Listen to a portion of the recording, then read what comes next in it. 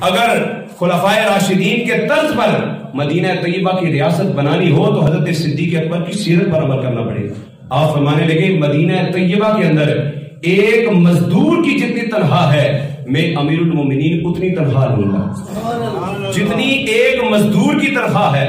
لوگوں نے کہا کہ اگر آپ کا اس تنخواہ میں گزارا نہ ہوا تو پھر کیا کریں گے؟ تو آپ نے یہ نہیں کہا کہ میں اپنی تنخواہ میں اضافہ کر لوں گا، میں بیت المال سے مدد لے لوں گا، نہیں، آپ نے فرمایا اگر اس تنخواہ کے اندر میرا گزارا نہ ہوا تو میں مزدور کی تنخواہ بڑھا دوں گا، میں مزدور کی تنخواہ میں اضافہ کر دوں گا۔ اور یہاں پر ایک اور نقطہ آپ کے سامنے رکھنا چاہوں گا، کیونکہ یہاں پر تمام اہل محلہ حاضر ہیں، دیگر مساجد سے بھی تقریباً لوگ تشریف لاتے ہیں اور سوشل میڈیا کے تھرو بھی لوگ ہمارے ساتھ منسلک ہوتے ہیں، تو اس بات پر ذرا غور کریں۔ حضرت ابوبکر صدیق نے کیا کہا؟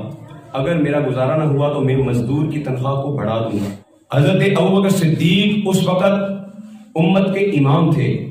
اور امت کے امام نے ایک مزدور کی تنخواہ کے برابر اپنی تنخواہ مقرر کی ہے، حالانکہ ان کے پاس یہ اختیار تھا، وہ بڑھا بھی سکتے تھے، مزدور کی بجائے وہ سب سے بڑے عہدے والے کی تنخواہ بھی دے سکتے تھے کیونکہ عہدہ بڑا ہے، لیکن ان کی عاجزی و انکساری ہے۔ میں آپ سے یہ سوال کرنا چاہتا ہوں، مجھے بتائیں آپ کے ارد گرد پورے پاکستان کے اندر جتنی بھی مساجد ہیں، مجھے بتائیں آپ کی مساجد کے جو امام ہیں کیا ان کی تنخواہ مزدور کی تنخواہ کے برابر ہے؟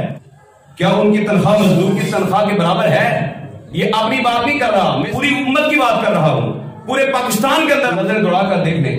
8,000 کے اوپر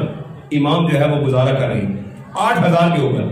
اور وہاں پر بھی اگر کچھ وقت نکال کر اگر وہ کسی اور کام میں لگ جائیں تو ظاہر سی بات ہے کسی وقت وہ تاخیر سے آئیں گے، پھر تانے سننے پڑیں گے۔ گھر کا ماحول تو چلانا ہے، خوشی غمی بیماری ہر چیز ائمہ مساجد کے ساتھ بھی ہے، تو پھر یہ ظلم ان کے ساتھ کیوں ہو رہا ہے؟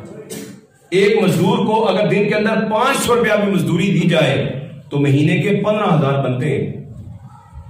تو آپ کی مساجد کے امام کی اگر 8,000 10,000 تنخواہ ہے تو مجھے بتائیں وہ بیچارہ کیسے گزارا کر رہا ہے؟ ایک چپڑاسی کی تنخواہ بھی آپ کے امام سے زیادہ ہے، تو جب آپ اپنے امام کو چپڑاسی جتنی بھی اہمیت نہیں دیتے تو پھر کیا توقع کریں گے کہ وہ کتنا کام کرے گا؟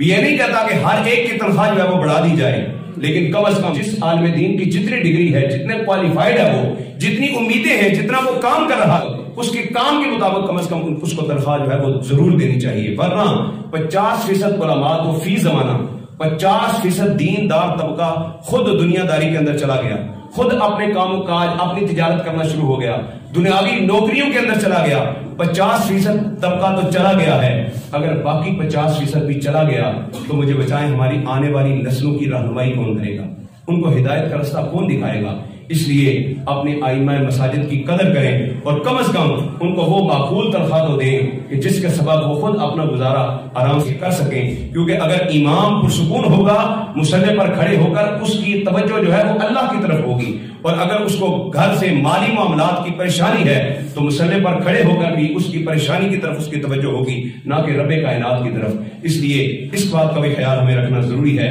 حضرت سیدنا صدیق اکبر رضی اللہ تعالیٰ عنہ کی وہ ذات ہے کہ جنہوں نے ہر لمحہ ایک ایک سانس تک آقا کریم صلی اللہ علیہ وسلم سے وفاداری اور اپنی ہر چیز کو آقا کریم صلی اللہ علیہ وسلم کے نام پر قربان کیا ہے۔ اللہ تبارک و تعالیٰ کی سیرت پر ہمیں عمل کرنے کی توفیق